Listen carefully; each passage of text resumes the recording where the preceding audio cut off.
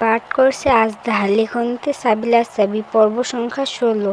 ফিওনার চোখে তখন এক আতঙ্কের ঝিলমিল। জেসপারের অতি কাছে আসার সাথে সাথে মনে হলো তার চারপাশের সবকিছু যেন হঠাৎ স্তব্ধ হয়ে গেছে। শুধুমাত্র জেসপার এবং তার মধ্যে একটি ভয়ঙ্কর মৌনতা রয়ে গেছে।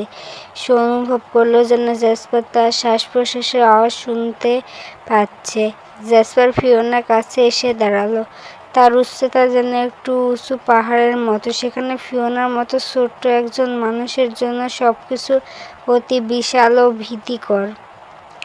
তার শরীরকে কিছুটা সামনে ঝুঁকিয়ে ফিওনার দিকে নজর রাখলো, যেন এটি একটি পেশিবহুল শিকারী তার শিকারের দিকে মনোযোগ দিচ্ছে।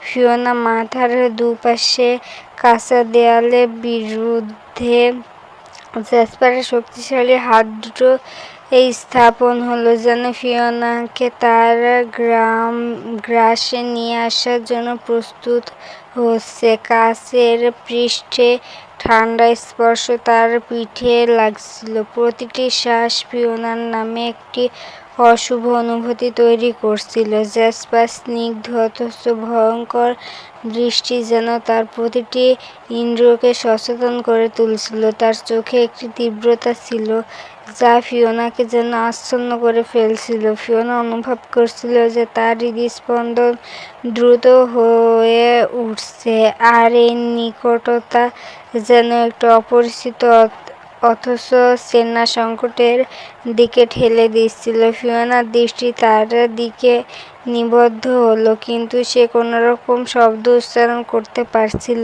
না।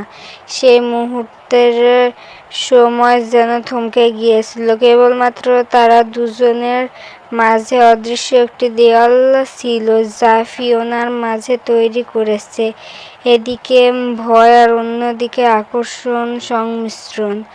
জেসপার মাথা কিছুটা ঝুঁকিয়ে ফিওনার সামনে এসে বলল, "you are such a bloody foolish human, and I hate human." Jasper গম্ভীর কণ্ঠস্বর যেন একটি প্রচণ্ড ঝড়ের পূর্বাভাস। তার কথায় বিদ্যুৎ চমকাচ্ছিল, "কারণ তোমরা হিউম্যানরা অনেক সেলফিশ আর বেঈমান হয়ে থাকো। তোমার মনে হয় আমি তোমাকে বিশ্বাস করব, বোকা, দুর্বল মানবী?" এসব কথা যেন শোনিত তলোয়ারবিদ্ধ কুরুচি ফিওনার হৃদয়ে আঘাত করে। তার প্রতিটি শব্দ ছিল যেন একটি অশুভ অভিশাপ, যা তার কল্পনার সব সৌন্দর্যকে ধ্বংস করে দিচ্ছে। ফিওনার দৃষ্টি জেসপারের চোখের গভীরতায় তলিয়ে যেতে চেষ্টা করছিল, কিন্তু সে তার অভিব্যক্তিতে এক নির্দয় নৈরাশ্য দেখতে পেল, যা তাকে আরও বিভ্রান্ত এবং হতাশ করে তুলছিল। ফিওনার পিঠের নিচে কাচের দেয়াল আরও কঠিন এবং ঠান্ডা মনে হচ্ছিল, আর তার মনের ভাবনাগুলো যেন একটি পাথরে ভরা চাপা পড়ছিল। জেসপার পুনরায় তার গম্ভীর কণ্ঠস্বর তুলল, যেন ফিওনার মনের অন্ধকারে প্রবেশ করতে চায়। "কি হলো? এখন কথা বলছো না কেন? শেষ সব কথা?" তার কথায় ছিল একটি বিদ্রূপের রেশ, যা ফিওনার হৃদয়ে রক্তপাতের মতো অনুভূত হচ্ছিল। ফিওনা নিজের মাথা নিচু করে নিল, যেন মাটির দিকে তাকিয়ে থাকা তার জন্য নিরাপত্তার আড়ালে। সেই সময় জেসপার তার কানের কাছে মুখ নিয়ে যায়। তার গরম নিঃশ্বাস যেন ফিওনার কানে একটি উষ্ণ হাওয়ার ঝাপটা দিয়ে আসে। "আগে নিজেকে নিয়ন্ত্রণ করতে শেখো, বোকা মানবী। আমার কাছে আসলে তো দুনিয়া ভুলে যাও।" ফিওনার মধ্যে যে আতঙ্ক কাজ করছিল তা যেন তার কথায় ভরে আরও বেড়ে গেল। জেসপারের এই হাস্কি স্বর, যার প্রতিটি বাণী যেন একটি চূড়ান্ত চ্যালেঞ্জের মতো, তাকে আরও হতাশ করে তুলছিল। এই কথাগুলোর মধ্যে ছিল এক অদ্ভুত ক্ষমতা, যা ফিওনার হৃদয়ে প্রবেশ করে তাকে এক অসাধারণ ভয়ঙ্কর আকর্ষণে আবহ বাঁধছিল। ফিওনার চোখে তখন জ্বলজ্বলে একটি উজ্জ্বলতা ছিল, যা নিজেকে প্রমাণ করার আকাঙ্ক্ষা। তার হৃদয়ে জমে থাকা অশান্ত প্রতিফলন যা ঘটাচ্ছিল। সে জানত এই ভয়ঙ্কর ড্রাগন রাজপুত্রের সামনে দাঁড়িয়ে থাকা মানে এক কঠিন যুদ্ধের সম্মুখীন হওয়া। জ্যাসপার ফিওনার থেকে কিছুটা দূরে সরে এলো, যেন তার বিরূপ আচরণ ভার থেকে নিজেকে মুক্ত করতে চায়। এদিকে ফিওনা দাঁড়িয়ে ছিল মাথা নিচু করে, এক অদ্ভুত দ্বন্দ্বের মাঝে। হঠাৎ জ্যাসপার কফির মগ হাতে নিয়ে এক চুমুক দিল। কফি একদম ঠান্ডা হয়ে গেছে, যেন তাতে তার রাগের আগুন প্রজ্বলিত হলো। সে ক্ষোভে কফির সজোরে ফিওনার মুখে ছুঁড়ে মারল। কফি তরল আকাশের বৃষ্টির মতো তার গায়ে ঝরে পড়ল। ফিওনার মুখ থেকে শুরু করে গলা পর্যন্ত ভিজে গেল সেই কালো কফির রস দিয়ে। তার সাদা গ্রাউন্ড কফির স্রোতে সম্পূর্ণ নষ্ট হয়ে গেল, যেন নির্মলতার প্রতীকটি একটি পবিত্র স্থানে অপবিত্র হয়ে গেল। ফিওনা হতভম্ব হয়ে তাকিয়ে রইল, যেন সে উপলব্ধি করতে পারছে না এত বড় অপমান সে সহ্য করতে পারে না। তার চোখে অশ্রু জল জমে উঠল, রাগে দুঃখে লজ্জায় মিলেমিশে একাকার হয়ে গেল, যা তার হৃদয়ের গভীরতা থেকে কান্নার আওয়াজ বেরিয়ে আসতে শুরু করল। জ্যাসপার অমানবিকভাবে বলল, এই মেয়ে, কফির মগটা নিয়ে এখনই আমার কক্ষ থেকে বেরিয়ে যাও। তোমার জন্য আমার কফি ঠান্ডা হয়ে গেছে। তার স্বরে ছিল এক নিষ্ঠুর অথচ ঔদ্ধত্যপূর্ণ কর্কশতা, যা ফিওনাকে আরো বেশি অসহায় করে তুলছিল।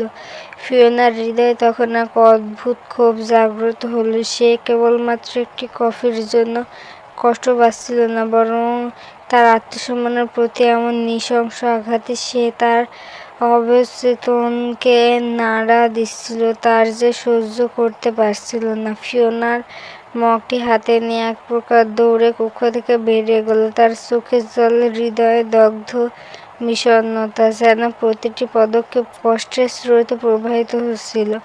সিঁড়ি বেয়ে নামতে নামতে তার মনে কেবলমাত্র জ্যাসপারের অমানবিক আচরণের বিষণ্ণ স্মৃতি দ্বারা গ্রাসিত হচ্ছিল। কিচেনে প্রবেশ করে একবারে তাকে দেখে আঁতকে ওঠে ফিওনা। তার কফির মগ আর তার মুখে গলা কফির দাগে ঢাকা পড়েছে। চমকিত হয়ে একবারে প্রশ্ন করে, এ কি ফিওনা, তোমার এই অবস্থা কেন? কফি নিয়ে পড়ে গিয়েছিলে নাকি? ফিওনা কাঁদতে কাঁদতে উত্তর দিল, তোমার প্রিন্স আমার উপর কফি ছুঁড়ে মেরেছে। একবারে বিস্ময়ের সাথে জিজ্ঞেস করলো, কি বলছো? প্রিন্স এটা করেছে? কিভাবে সম্ভব? আমাদের রাজ্যের রুলসে এসব করা তো নিষেধ। তাহলে উনি তোমার সঙ্গে এমন আচরণ কেন করলেন? ফিওনার চোখে শুধু জল, সে শুধু কেঁদেই যাচ্ছে, যেন কোনো উত্তর দেওয়ার শক্তি তার মধ্যে অবশিষ্ট নেই। তার মন খারাপ, পুরো পরিস্থিতি তাকে অতল অন্ধকারে ডুবিয়ে দিচ্ছে। শেষে কফির মগটা কিচেনে রেখে ফিওনা এক প্রকারে দৌড়ে কিচেন থেকে বেরিয়ে যায়। তার উদ্দেশ্য একটাই, নিজের কক্ষে ফিরে যায়, সেখানে অন্তত কিছুক্ষণ একাকিত্বের নিরাপদ আশ্রয় পাবে। রাতের আকাশে নক্ষত্ররা জ্বলে উঠেছে, কিন্তু বাড়ির ভেতরে গভীর এক নীরবতা বিরাজমান। রান্নাঘরের চারপাশে একরা ব্যস্ত হাতে খাবার পাতিল গুছিয়ে রাখছে, তার নিখুঁত নৈপুণ্য যেন একটি মহলের এক শৃঙ্খলিত কাজ। অপরদিকে ফিওনা ডাইনিং টেবিলে ধীরে ধীরে থালা বাসন সাজাচ্ছে। তার মন জগতে আজকের দিনের অপমানের কালো ছায়া ভেসে বেড়াচ্ছে। টেবিলের কেন্দ্রে হৃষ্টপুষ্ট খোদাই করা এক সিংহাসনের মতো বিশাল চেয়ার জ্যাসপারের জন্য রাখা হয়েছে, এক রাজপুত্রের উপযোগী আসন। ডাইনিং রুমের এই আভিজাত্যতা যেন সেখানকার প্রতিটি জিনিসের ভেতর দিয়ে কথা বলে। মোমের আলোয় নরম আভা টেবিলের ওপর পড়ে থালাগুলোর রূপালি প্রান্তগুলো দ্রুতি ছড়াচ্ছে। ফিওনা একটার পর একটা পদ সাবধানে টেবিলে রাখছে, তার হাতে কাঁপুনি নেই, কিন্তু তার মন বিক্ষিপ্ত। আজকে হঠাৎ জেসপারের উপস্থিতি সংবাদ এসে পৌঁছায়, আর আজকের নির্দেশ ডাইনিংয়ে আজকে সবার সাথে বসে খাবার খাবে। তাই রাজকীয় চেয়ারের আয়োজন। সেই উচ্চাকাঙ্ক্ষিত শক্তিমান পুরুষটি যখন তার রাজকীয় আসনে বসবে, তখন টেবিলের ওপর চাপা অথচ অসহনীয় এক পরিবেশ ভর করবে, যেন সেখানকার প্রতিটি মানুষের হৃদয়ে জেসপারের আধিপত্য গভীর করে বসিয়ে দিচ্ছে। আর ফিওনার মনে চলতে থাকা দ্বিধার স্রোত এই মুহূর্তে এই জন্যই থামছে না। আসবাবপত্র, থালা বাসন, খাবারের প্রতিটি থালা যেন অপেক্ষা করছে সেই সর্বশক্তিমান ড্রাগন রাজপুত্রের প্রবেশের। ফিওনা মনোজগতে আজ ভয় আর দ্বিধার ঢেউ চলছে। বারবার মনে পড়ছে জেসপারের হাত থেকে তার ওপর বর্ষিত সেই কফির মুহূর্ত, তার আত্মসম্মানের মর্মান্তিক আঘাত। এখন আবার তার সম্মুখে হতে হবে, সবার সামনে তাকে পুনরায় অপমান করবে কিনা এই ভাবনায় তাড়া করে ফিরছে ফিওনাকে। কিন্তু বিশাল গ্লাসে হাউজের শৃঙ্খলিত জীবনে তার কোনোটার বিকল্প নেই। বাধ্য হয়ে তাকে ডাইনিং টেবিলে থাকতে হবে সেই রক্তচক্ষু ড্রাগনের সামনে। ডাইনিং টেবিলে ইতোমধ্যে সবাই জড়ো হয়েছে। আলভিরা, থেরিনিয়াস আর বাকি ড্রাগন সদস্যরা নিজেদের আসনে ধীরে সুস্থে বসে পড়েছে।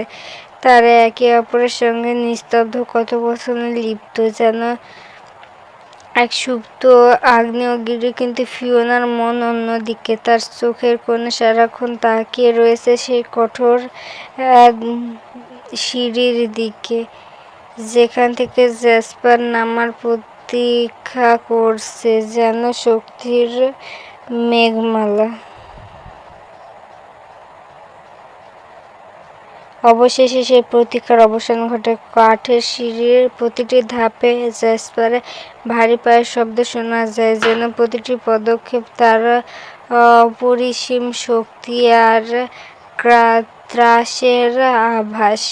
সিঁড়ি বেয়ে নামতে থাকা জেসপারের উপস্থিতি ঘরের প্রতিটি কোণে প্রতিধ্বনিত হয়। তার উচ্চতা, আভিজাত্যতা, তীক্ষ্ণ চক্ষু যেন সবার সম্মুখে একা প্রভাব বিস্তার করে। ডাইনিং টেবিলের চারপাশে বাতাস ভারী হয়ে ওঠে তার আগমনে। ফিওনার হৃদয় যেন মুহূর্তের জন্য থমকে যায়। অন্যরা গভীর শ্রদ্ধায় তাকিয়ে আছে তাদের প্রিন্সের দিকে, কিন্তু ফিওনার মন দোলাচল করে। আজকে আবার কিভাবে তার ভাগ্য নিয়ে খেলা হবে। জেসপার তার রাজকীয় আসনে বসে পড়লে তার দেহভঙ্গিতে এক ধরনের প্রচণ্ড গাম্ভীর্য ছড়িয়ে পড়ে। সম্রাটের মতো আভিজাত্য আর একচ্ছ ক্ষমতার প্রতীক হয়ে সেই আসনে তার অধিষ্ঠান যেন বাতাসকেও ভারী করে তোলে। তার সামনে দাঁড়িয়ে থাকে ফিওনা এবং অ্যাকুয়ারা। এক নজর দেখে সে ঠান্ডা গলায় নির্দেশ দেয়, অ্যাকুয়ারা, বসে পড়ো টেবিলে, তোমার আসনে, আমাদের সঙ্গে খাবার গ্রহণ করবে। অ্যাকুয়ারা এক মুহূর্তের জন্য ফিওনার দিকে তাকায়। তার চোখে ফুটে ওঠে দ্বিধা আর মায়া। এক অজানা বোধ তার অন্তরকে স্পর্শ করে। ফিওনার এই নিস্তব্ধ কষ্ট, এই নীরব প্রতিবাদ তার মনকে আলোকিত করে। তবু অ্যাকুয়ারা অবশেষে তার প্রিন্সের আদেশ মেনে আস্তে করে চেয়ারে বসে পড়ে। কিন্তু ফিওনার ভাগ্যে কোনো বসার অনুমতি নেই। জেসপার নির্দেশে সে একা একাই সবার খাবার পরিবেশন করবে। তার হাতে ধীরে ধীরে এগিয়ে যায় টেবিলের দিকে। একের পর এক প্লেটে নিস্তরঙ্গ দক্ষতায় খাবার তুলে দিচ্ছে। খাবারের গন্ধ টেবিলের অন্যরা তৃপ্তি পেলেও ফিওনার মনে সে কাজ কোনো আনন্দ বয়ে আনে না। তার প্রতিটি পদক্ষেপ যেন এক ধরনের নীরব নিঃসঙ্গতা বহন করছে।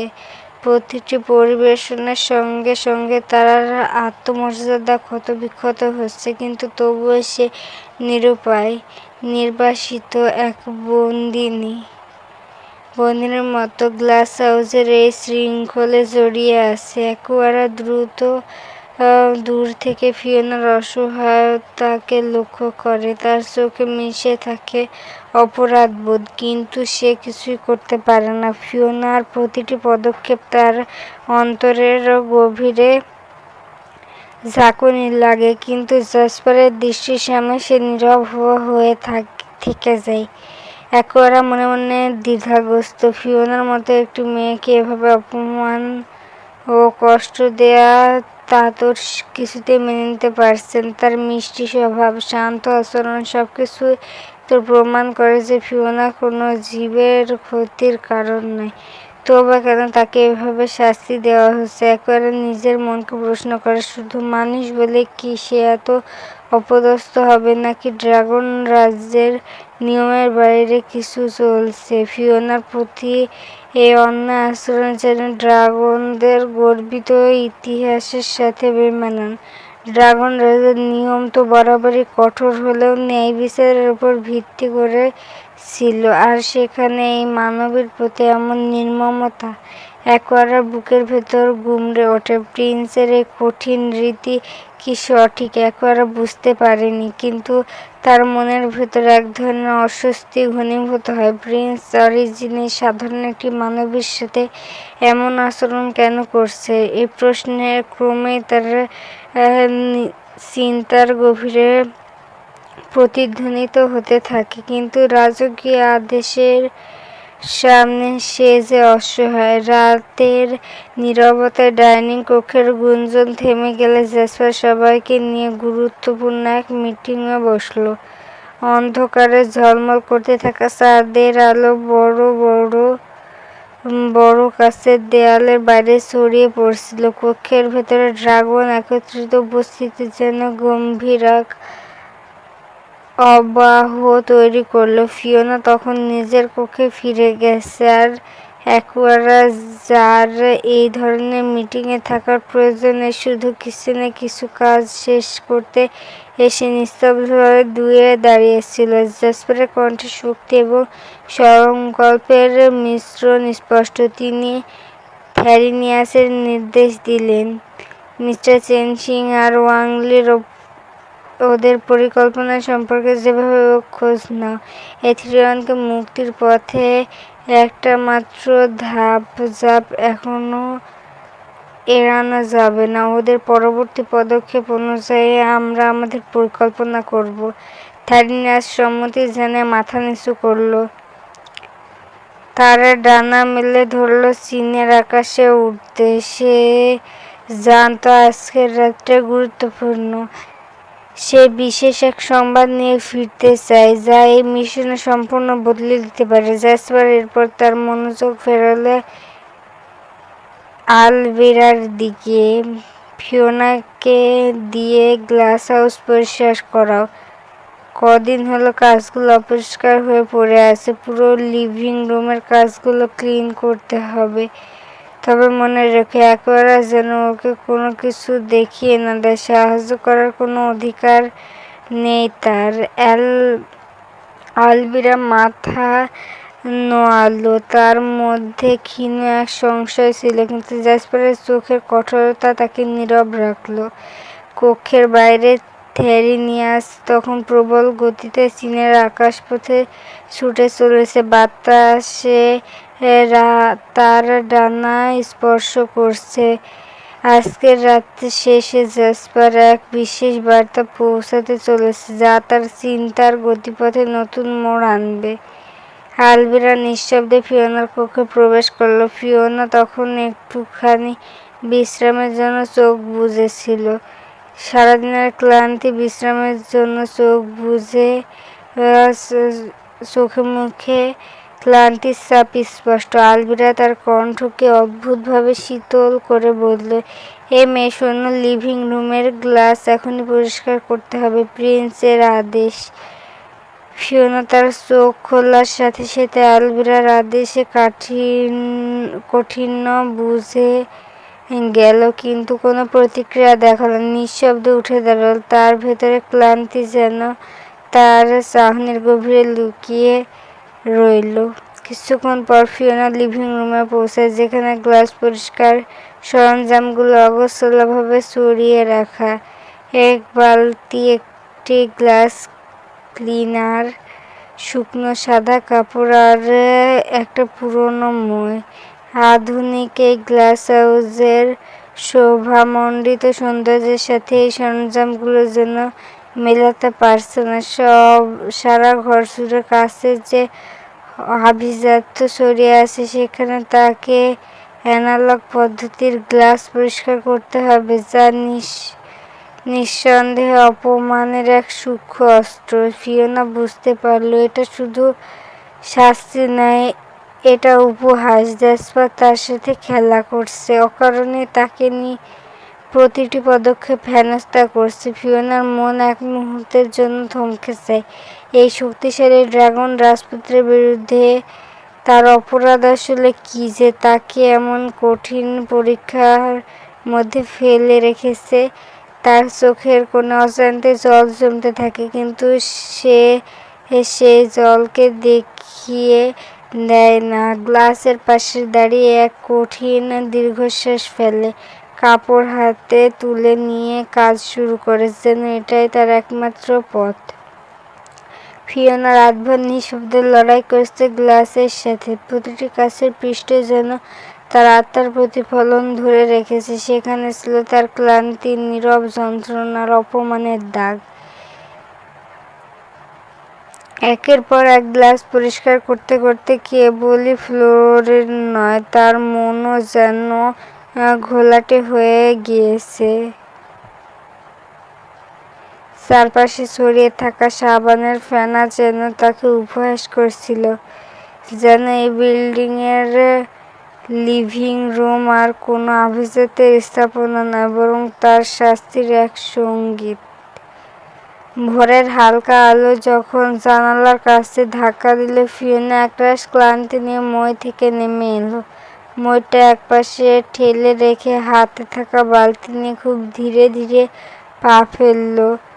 প্রতিটি পদক্ষেপ সাবধানী, যেন একটি ভুলে তার পরিশ্রম ভেস্তে যায়। সাবধানে পানিতে ফ্লোর সাদা হয়ে গেছে, আর সেই সাথে তার আত্মবিশ্বাসও ক্ষয় হয়ে যাচ্ছে। ফ্লোরে পরিষ্কার করতে হবে, কিন্তু ফিওনার শরীরে সেই শক্তি নেই।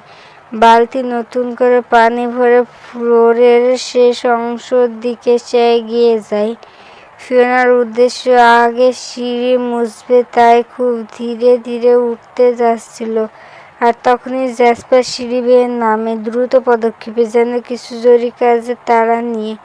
ফিওনা তখন সিঁড়ি বেয়ে উপরে উঠার প্রস্তুতি নেয়। এক সিঁড়িতে পা রেখে চোখ ঠিকমতো না তুলতেই সে এগিয়ে আসছিল।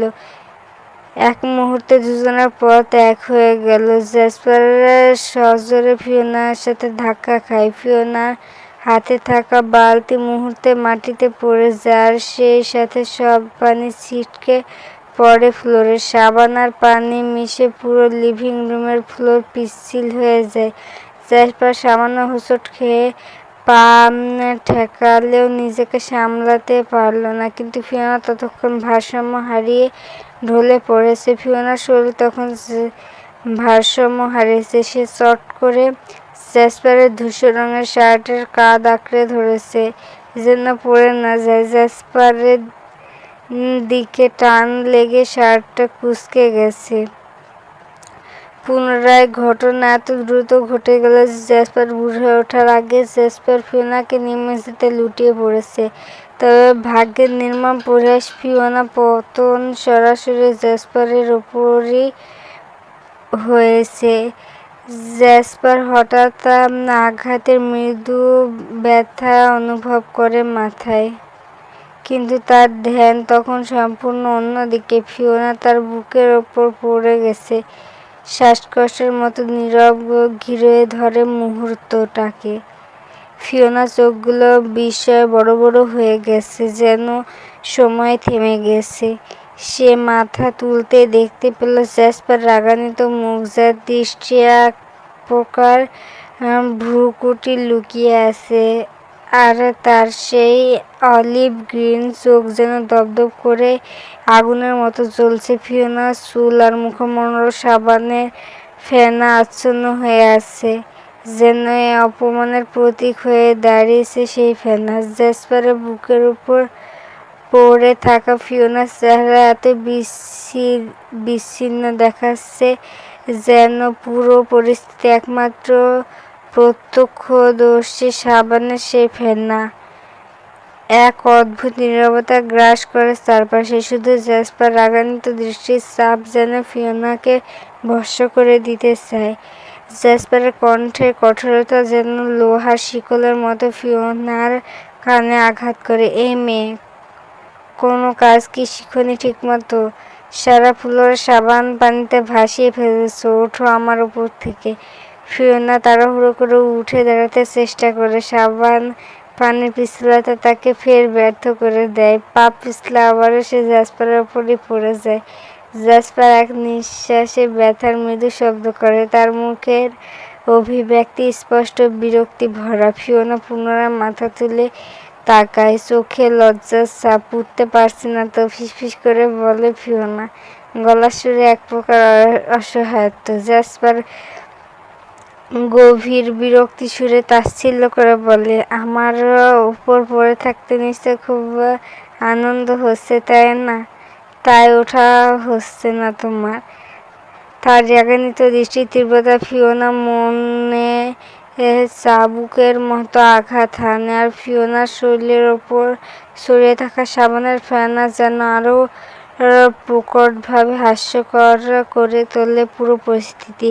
জ্যাসপার হঠাৎ ফিওনাকে এক ঝটকায় ঘুরিয়ে নেয়। মুহূর্তের ভেতরে ফিওনা তার নিচে, আর সে ফিওনার ওপরে। চারপাশে সাবানের পিচ্ছিল জলধারায় নিমজ্জিত ফ্লোর, যেন সময় স্থির হয়ে যায়। ফিওনার চোখ বিস্ময়, জ্যাসপারের চোখে অগ্নি, রাগ আর অদ্ভুত এক টান স্পর্শ হয়ে ওঠে। জ্যাসপারের শরীরের ওজন ফিওনার ওপর ভর করে আছে, তার উষ্ণ নিঃশ্বাসে ফিওনার মুখে এসে ঠেকেছে। ফিওনার হৃদস্পন্দন দ্রুত হয়ে ওঠে, আর জ্যাসপার কিছুক্ষণ তার দিকে তাকিয়ে থাকে। ফিওনার মুখের কাছাকাছি জ্যাসপারের চেহারা। সেই মুহূর্তে তাদের চারপাশে সাদা ফেনা আর ঠান্ডা ফ্লোর যেন এক অদৃশ্য মায়াজালের অংশ হয়ে যায়। ফিওনা বাকরুদ্ধ হয়ে পড়ে, তার শরীরের ওপর জ্যাসপারের উপস্থিতি যেন তাকে স্তব্ধ করে রেখেছে। জ্যাসপার উঠে দাঁড়ানোর চেষ্টা করতে তার ভারসাম্য হারিয়ে যায়। পিচ্ছিল সাবানের পানিতে পা পিছলে ফিওনার ওপর আবারও ধপাস করে পড়ে যায়। এবার তার মুখে সরাসরি ফিওনার ঘাড়ে এসে ঠেকে। সেই মুহূর্তে ফিওনার সারা দেহ শীতল স্রোতে শিহরিত হয়ে ওঠে, যেন সময় থেমে গেছে, আর চারপাশের সব শব্দ স্তব্ধ হয়ে গেছে। ফিওনার ঘাড়ে জ্যাসপারের নরম নিঃশ্বাসের আভাস স্পষ্ট অনুভূত হয়।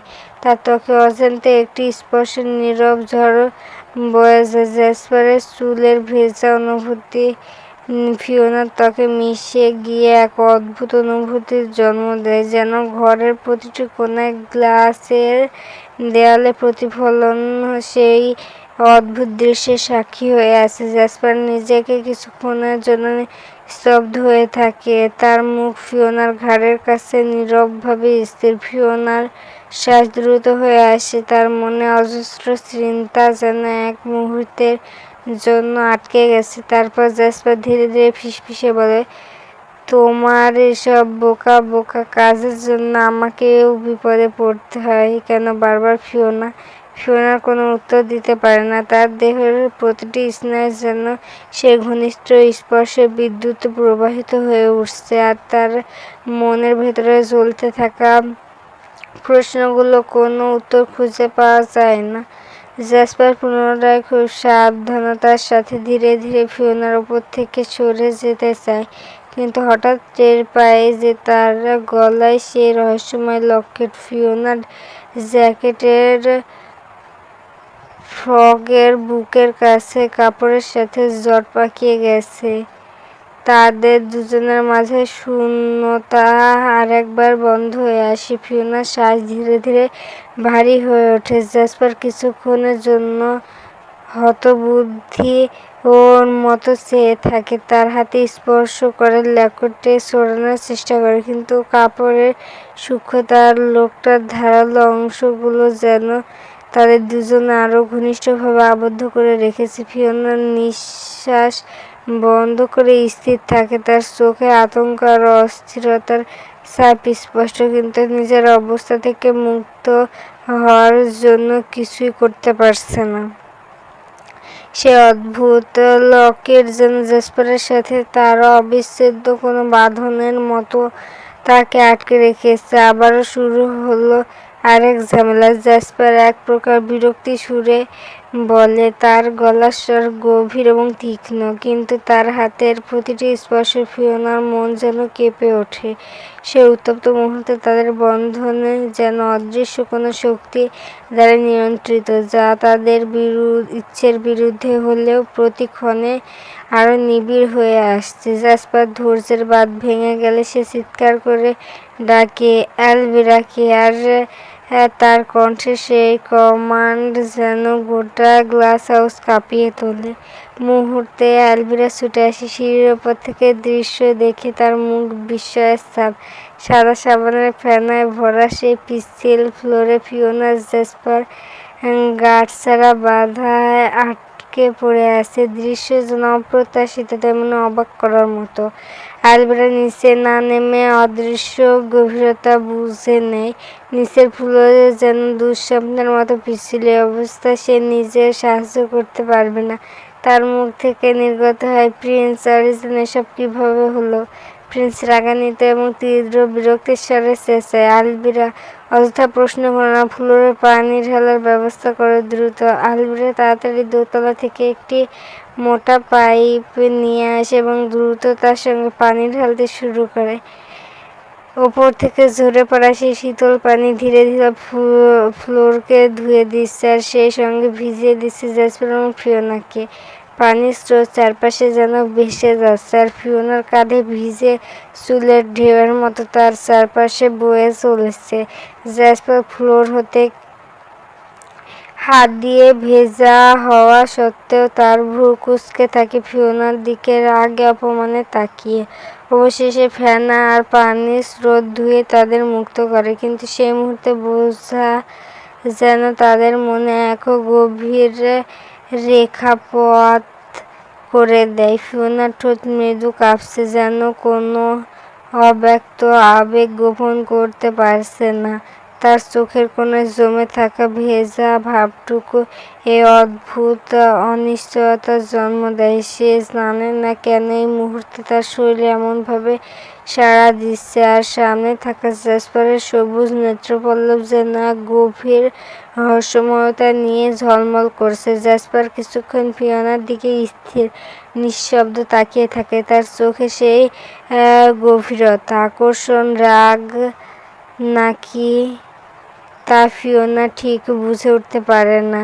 তার সবুজ চোখের সেই স্থির দৃষ্টি যেন কোনো অদৃশ্য তলোয়ার ঝুলে আছে, যা তাদের মাঝে ক্রমাগত দূরত্ব সৃষ্টি করছে। এক অদম্য টানে ফিওনাকে তার দিকে টেনে নিচ্ছে। সেই নীরবতার মুহূর্তে সময় থেমে যায়। ফিওনার বুকের গভীর থেকে হালকা শ্বাসের শব্দ বেরোয়, আর তার দৃষ্টি যেন জ্যাসপারের চোখের গভীরে হারিয়ে যায়। জ্যাসপার হঠাৎ তার দৃষ্টির অচেনা কোমলতা দূরে ঠেলে দেয়। তার ভেতরে রাগের ঝলক ফিরে আসে, কিন্তু সেই মুহূর্তে কি এক নিমেষের জন্য তার চোখে অন্য কিছু ছিল। জ্যাসপার ফিওনার কোমর জড়িয়ে ধরে, যেন প্রাচীন আলাপের গোপনীয়তা আঁকড়ে ধরে। এক ঝটকায় ফিওনাকে নিয়ে উঠে দাঁড়ায়, আর মুহূর্তের জন্য মনে হয় সময় থেমে গিয়েছে, কিন্তু বাস্তবতা নিষ্ঠুর। যখন সে ফিওনাকে ছেড়ে দিয়ে সরে যায়, তখনই তার জামার বুকের অংশ থাকা কিছু সুতোর কাপড় জ্যাসপারের লকেটের সাথে ছিঁড়ে যায়, যেন সম্পর্কের একটি অংশ অস্থিরই বিচ্ছিন্ন হয়ে গেল। জ্যাসপার একবার পেছন ফিরে তাকায় না, হন করে গ্লাস হাউসের ভেতরে থেকে বেরিয়ে যায়, ভেজা শরীরে স্নিগ্ধতা নিয়ে। সে চলে গেলে ফিওনা মনে যেন চারপাশে সবকিছু স্তব্ধ হয়ে গেছে। তার বুকে যেন দুরু দুরু শব্দ বাজছিল। আলভিরা এবার নিচে নেমে আসে যেন অগ্নিসংযোগের পর একমাত্র উদ্ধারকারী। তার কণ্ঠে চরম অসন্তোষ। এই মেয়ে কোনো কাজ ঠিকমতো করতে পারে না, কি করছে এ? কি বাড়ি ঘরের অবস্থা? ফিওনা কিছু না বলে মাথা নিচু করে থাকে। সে সমস্ত অভিযোগ বোঝা তার উপর চেপে বসেছে। সে অনুভব করে এই পরিস্থিতি আর নীরবতা যেন একটি অপরাধের স্বীকৃতি, যেখানে তার ভাবনা আবেগ সবকিছুই এক অব্যক্ত কান্নার রূপ নিচ্ছে। ধন্যবাদ সকলকে। ভুল ত্রুটি ক্ষমার দৃষ্টিতে দেখবেন আর প্লিজ